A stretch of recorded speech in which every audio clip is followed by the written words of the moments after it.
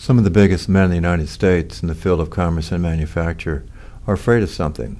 They know that there is a power somewhere so organized, so subtle, so watchful, so interlocked, so complete, so pervasive, that they better not speak above their breath when they speak in condemnation of it. That was a quote from Woodrow Wilson, an Illuminati frontman put into power in the early 1900s by the European Rothschilds, who controlled the world banking empire and the media in America. They can make or break anyone. They can raise a talentless nobody to Hollywood stardom, or destroy the career of a political Kennedy or Nixon who doesn't play their game.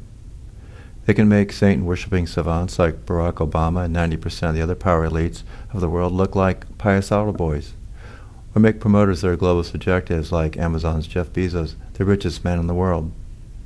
They can make stage actors like Jennifer Lawrence and Jim Carrey household names as a reward for being enslaved to their Hollywood satanic rituals and spreading their Luciferian agenda in blockbuster films, or raise intelligence-insulting books to the New York Times bestseller list. They can make idiotic hip-hop music iconic in the black community, and they can trash whistleblowers and authors who write books that expose their New World Order plans for a dictatorial global government. I'm Soul Esprit. Welcome to my world, a wild, wacky world where I'm often forced to fend off attacks from an unseen dimension that manifests in circumstantial or human form, which calls evil good and good evil. I'm censored and suppressed because of what I write about, a genocidal medical cartel with an agenda to depopulate the globe, and a global political movement toward a worldwide government with power to transform America into an Orwellian 1984 with a microchip planetary citizenry. These are topics they wish were only discussed on their controlled media. But I think it's better that people get the uncut version and hear the uncensored truth. The first book I published had in its title the word Illuminati, which set the tone for my career as a writer. In that volume I exposed the hidden timeline for a crash of the global economy. Yet who has ever heard of that book?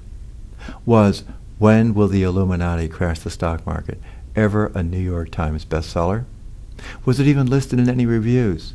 Remember, I'm the only person in the world who's called all the major stock market advances and declines over the last 20 years and documented them before they occurred. It's in my book. Nobody else did that. And I'm talking about the single greatest event in world history, an event so monumental that it will permanently alter the course of Western civilization. Someone said I made a mistake picking a fight with the most powerful men in the world. But that's who I am. Win or lose, my motto is to be prepared to fight to the death, or don't fight at all. This is what I do. I sound the alarm. I help people by telling them the truth they're not going to hear anywhere else. I'm a God-anointed watchman who's good at what he does, maybe even a little too good. Yes, I made some enemies early on in my decision to expose powerful men and women in high office and the evil they do to the rest of us. They're liars by design, deceivers by intent, killers by nature. And it's no surprise that they own the media, and also the book distribution networks like Amazon and Google. Consequently, they blacklisted all my books, which remain unknown to a world population tranced into zombified obsolescence by the fake news, the fake terrorism, the fake entertainment industry, the fake political process, the fake public shootings, but most of all, they are tranced by their willingness to believe a lie and choose the way of slavery rather than the way of freedom. For that, they will pay an eternal price. In the meantime, I pay a price for my diligence in upholding the truth of Jesus Christ, who is literally the truth. It's for this reason that I am blacklisted and hated. Google doesn't count the views of my nearly 70 videos, and Amazon lists all my books as temporarily unavailable. And as if that wasn't enough to stop me, there are at least 2 government disinformation agents working full-time stalking me on the internet.